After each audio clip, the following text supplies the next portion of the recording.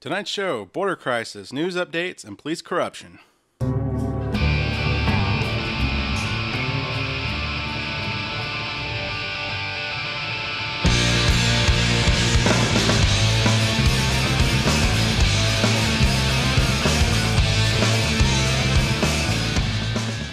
Live from the room of Mirror's studio, you're listening to Foster Brothers on Point. Turn your selector switch to the fire position. The show is now live. I'm Hayes Foster. My brother Stephen Foster is here with me in studio. We're the Foster Brothers. We're the hosts for the radio show. As Stephen just mentioned, we're just going to do a quick border update, just simply because that's one of the main things that we feel like the country is. It's really causing a crisis around the country. That there's the OTM, other than Mexicans, that are still currently flowing over the border. And in case you're wondering, I know a lot of the images you're seeing on TV are showing that these are all children. What they're considering children is up to age 35, Stephen. So it's great. We just finally emerged from childhood. How about that? It's great. Thank you, Hayes. Glad to be back on air. We took a week or two break. Glad to be back on there, and just have an opportunity to kind of let everyone know what's going on. A lot of people's busy working, and they got their 9 to 5 and swinging a hammer and building houses and building roads. Well, we're gonna give you the pulse on the world and what's going on.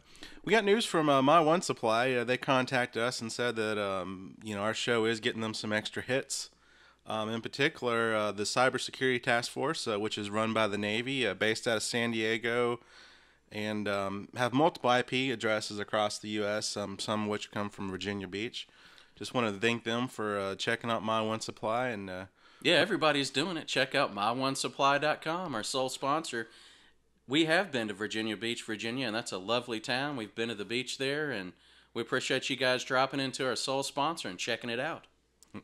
I hope you guys were shopping and not snooping. But anyways, as far as the Border Patrol, Hayes, it really is the pressing issue because it's gotten bad and worse, and just right when you don't think it could get any worse, it does. I've been trolling Drudge Report right now, and red-linked illegals get suites with flat-screen TVs. That's awesome for them that they can commit a crime and their punishment is a privilege. Not to mention the recent talks between the president of Honduras. Nothing against the good people of Honduras. It's just the fact that when you flow over thousands of people, whether they're children or adults, into a foreign country, it's almost a slap in the face to your home country. It's almost like those people are saying, our country sucks so bad, we're just going to leave. We're going to do it. We're going to risk the travel. We're going to, get across the Rio Grande. We're going to make it through the southern border towns and, heat that is that most people, if they're not conditioned to, survive in that kind of environment, they won't survive. It's real interesting that these talks now, what they're wanting to do is instead of having them travel overland, they're wanting to fly them in and just drop them off at any city, which is interesting because I've watched the local news here in Nashville, Tennessee. Apparently, we have some OTMs showing up in Nashville, Tennessee. The governor, whatever you think about him, Faceman Haslam, he claims he doesn't know anything about it, but he is aware that there are sponsor families that are taking some of these OTMs in. Stephen, have you seen this? I've seen it, and the Tennessean and some of the local media out of Nashville has been talking about Haslam and how they're portraying Haslam as a traitor because he wrote a letter to the president kind of saying, WTF, why are you dropping these people off in my state without, letting us know? You running a federal op, dropping a foreign labor force in our state, and why didn't you let us know? And all these rights activists for, Hispanics are speaking. I'm like, I thought Haslam was on our side. Yeah, Haslam's on his own side. Everyone knows that. Here's the thing. if you're going to bring people, illegal aliens, into the country, there should be a screening process. Well, in fact, you shouldn't even be able to bring them in. They should apply for citizenship and go through the proper channels. Apparently, the federal government under Eric Holder, Department of Justice, is, he apparently thinks that it's okay to bypass the Constitution just like his boss, Obama. And they're just going to go ahead and drop them into any small town they feel like. Actually, Nashville is not necessarily a small town. I've lived here most of my life, so I feel like it's a small town, having visited what I consider bigger cities. It has a small town feel, which is nice. And, everyone always talks about, well, we're just trying to, drop in some diversity on you. That's great. How about you let the diversity go through the proper channels, and we will see if they have criminal backgrounds, and then we'll decide if we want your diversity. How about that? So, as Hayes alluded to, some of the solutions the Obama administration's been trying to do is get more of them over here as quickly as possible, for whatever political reason that might be, but they're talking about flying them over. Have you seen that headline? It was this week that they've brought that out. That's in discussion. Obama's promising some executive action, and that might come in the form of free flights from Honduras and Guatemala. Wow, that's real interesting. So what we're looking at here is, we've got third world countries taking what is essentially, in my opinion, a humanitarian dump, and the U.S. just takes it in. We're like, hey, yeah, whatever you don't want, just flow them on in. Well, if you want some satire, I would say that, what are those tickets going to run? If the federal government's paying for the plane tickets, it's going to be $1,000, and I'm sure that's a short notice flight. So if we spend $1,000 taxpayers to fly each one over, why don't we just do something more economical where we build camps in those countries and build them homes, and why don't we create the correct economical environment for them, because $1,000 per person, let's just double it and let's put 2 down, and we can provide them with a house and all the amenities they would have gotten in the U.S., but they'll be in their home country. Exactly, and that's the interesting part about it. That's one dimension that you don't hear a lot on the national news, and you won't. And that is, these countries, the governments are usually very corrupt. Everyone, Mexico's notorious for having, corrupt officials all the way from the police to the president. And the same thing with some of these Central American countries. Some of the drug cartels have large influences politically, and they have their own personal armies. So you're looking at, people who, they're living in terrible conditions. But is the United States of America obligated to take these people in? They're pushing for refugee status under the UN so that we will have to accept them. I'm just trying to figure out, the pulse of the American people. Is that okay? You all right with that? Because last time I checked, regardless of what MSNBC and CNN and some of the other major outlets are pumping out, the economy's really not that great. Middle-class America is still working hard trying to get out of this hole. Debt's at a high level. In fact, interestingly, and I haven't even had time to get on the internet and poke around for any info on this, I've talked to several people that I personally know that all of a sudden, they're getting summons to court over things like student loans, and they haven't been in school in 20 years. Some of them are getting summons to court over, a lot of times, some of these bottom feeder, collection agencies will buy, large, companies like Capital One and, some of the bigger credit card debt at a lower price, and then they'll, use some podunk lawyer in, podunk town to try to, squeeze the money or get, a lien on the house, whatever they can get out of people. I'm just hearing a lot of personal stories lately with this happening. I'm wondering, Stephen, do you think the banks know something's coming down? Where they're trying to get every last little bit before it hits? I think you're right, and I didn't even mean to go that direction in the show. It just happened to be on my mind because some personal friends of mine had been, venting to me about what's going on in their personal life. So I don't think it's a coincidence. It all of a sudden just happens all at once. Maybe there's some kind of memo running around. Do you think maybe it come from the Criminal Federal Reserve? I don't know. I'm just putting it out there. Well, we know that everything's orchestrated. All the big events that happen in the world, there's a very few small amount of people controlling that. The one percenters, if you want to call them the Illuminati, it doesn't really matter what you call them. It's just really rich people are pulling the strings, and a lot of these rich people are into sex rituals and satanic rituals. They're Luciferians. They have sold their soul, many of them. Bohemian Grove, it's been infiltrated, videotaped. There's photographic evidence of several of our previous presidents attending these rituals. So we know that, there's a satanic influence in our government. So you always kind of have to expect the worst out of them these days. Now, we were discussing today, and, as far as, where's this line of the border issue split? Is it a conservative? Is it a Tea Party thing? Republican, Democrat? It seems like it's pretty straight line down the middle. Democrats, well, really, I don't think anyone wants it, but if you were to put a line down it, Democrats might be for it, and Republican and conservatives would be against it. So we were talking about, what does that look like? How about we do something where more practical, because the taxpayers don't want to spend this money.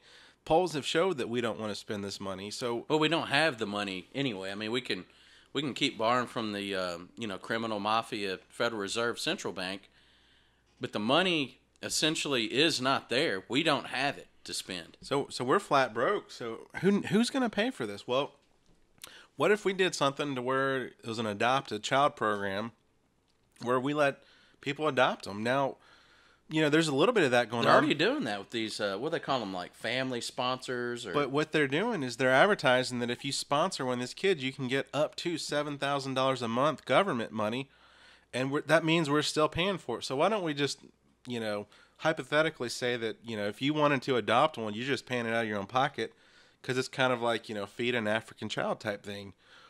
Well, the thing of it is it would be pretty much well split, that the Democrats generally are poverty stricken, where the Republicans and conservatives tend to be your more middle class, went to college and hold a degree, or, run a lawn mowing business, or, set up a coffee store. They don't have the money because the economy sucks. I know so many business owners that are just scraping by, they're just like, if I can just hold this business together for one more year, then maybe the economy will turn. There's so many people I know like that, and they definitely don't have, $1,000-$2,000 extra per month to support another child. No, I don't think a lot of people have that right now. And, some of the, like I said earlier at the beginning of the show, some of these people are up to age 35. How would you feel if, you just, had to feel like you need to sponsor one of these OTMs, and they showed up and it was some, 30-year-old, guy, and he's like, hey, I'm the kid you sponsor, and they're like, well, that we weren't told you were, going to be this old, and, I mean, you'd be probably confused. You might be upset. You'd probably get on the phone and say, I didn't agree to this. Could you imagine a couple, just got married, 21, 22, thinking they're adopting a child because they couldn't get pregnant, and the 35-year-old man, that's, 5'2", weighs 250, shows up and can eat 10 tacos at a sitting. Yeah, pops in and says, hey, I swam to Rio Grande. He's like, I floated the Rio Grande. This is... we're making jokes and being little bit of satire about this, here, but it's very serious. And I didn't even mean to spend the whole show on this particular topic. I'll tell you what. Let's go to commercial.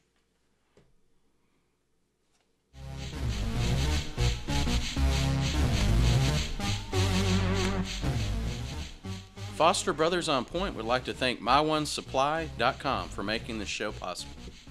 MyOneSupply.com, suppliers of fine firearm and tactical gear. MyOneSupply.com carries Magpul, Eberly Stock, Trigicon, EOTech, and many more top shelf brands.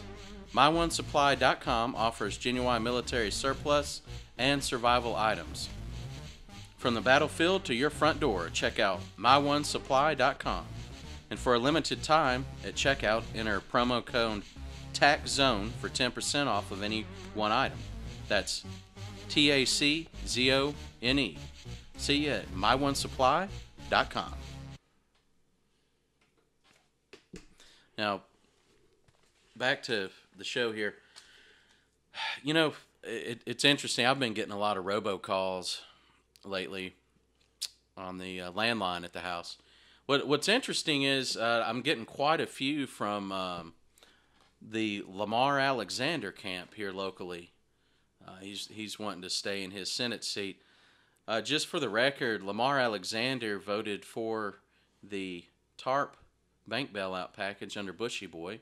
He also voted for the stimulus package, which really didn't stimulate anything, except for, people's minds trying to figure out why they were doing it. He also voted for Obamacare, and he's wanting to get back in office. And every time they call, I kind of laugh. Sometimes I'll talk to the poor soul on the other end of the phone and let them know that Lamar Alexander probably isn't who you think he is. He is an establishment Republican. And I'm not saying vote Democrat. If there was some kind of Tea Party, I think the closest thing to Tea Party option we got is Carr. And that's in our local Senate election here in Nashville. But I'm just finding it amusing. I mean, we're getting lots of robocalls in Davidson County. That's right. And what's funny about some of this, the robocalls I've been getting is, from what I was understood, is that if you sign up for these do not call lists, you're not supposed to get these phone calls. Well, they're still doing it. Not a huge deal. They're just politics, and they can bend those little rules as much as they need to. But yeah, well, some of them are real people. Some of them are actually, I said robocalls as a blanket statement, but I'm getting some real people, on the other end, just, acting real cheery. And, hey, have you voted? Have you thought about voting? Come out to the polls. And I'm thinking, you know what? The guy's washed up. He's crooked. He needs to get out of there. Lamar, you've had a good run. You sucked. See ya. Now, do you know if Bob Corker's spot's up for election, or is that another cycle? Corker. I haven't seen any ads, so I'm assuming not. I think he's set in there for another few years. Yeah, I think so. Bob Corker's one that a lot of conservatives have been trying to get out of there lately, but he's got that shiny, used car salesman face that gets a lot of credit around here. Oh, that, and I believe isn't Haslam up? I believe I've been seeing some Haslam commercials. I jokingly call him Face Man Haslam, and that's kind of a spoof off the 80s show, the A-Team, Face Man. He totally looks like Face Man. He looks like Face Man.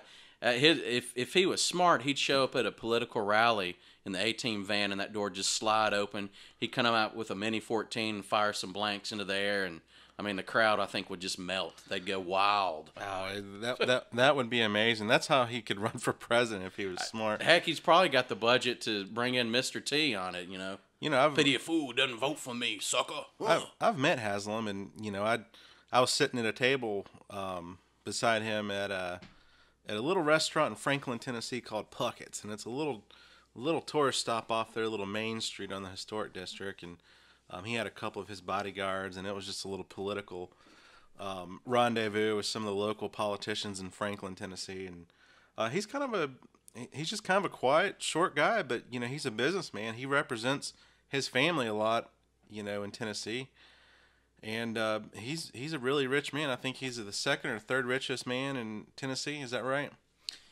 I think so. I know that they have something to do with the was it Pilot and Love's gas stations or truck stops around the southeast.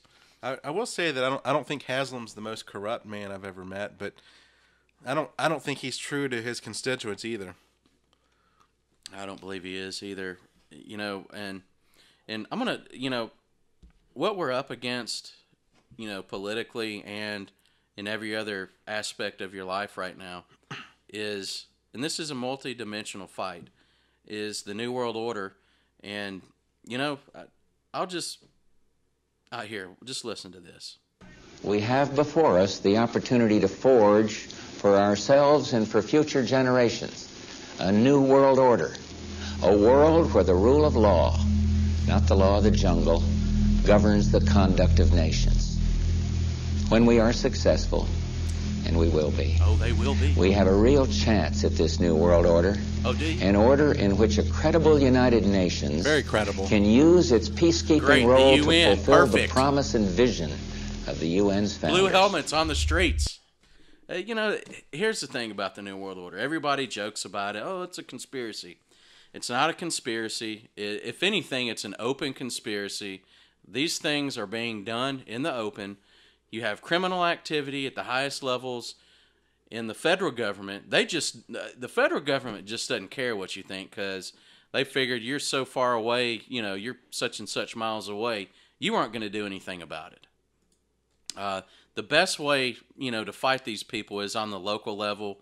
You can fight things like Common Core, you know, just support, you know, true politicians, not Republicans or Democrats, just possibly independents that, you know, that aren't corrupt. They haven't been compromised. Those are the things you're looking to do on an individual level. And, you know, you could do a radio show. We do a radio show. We do this because we care about the country we live in, and we want, you know, our kids to have a better life than we did. But we see things going 180 degrees opposite of that direction, you know, where there's more police state, more cops just going rogue, shooting pets everywhere.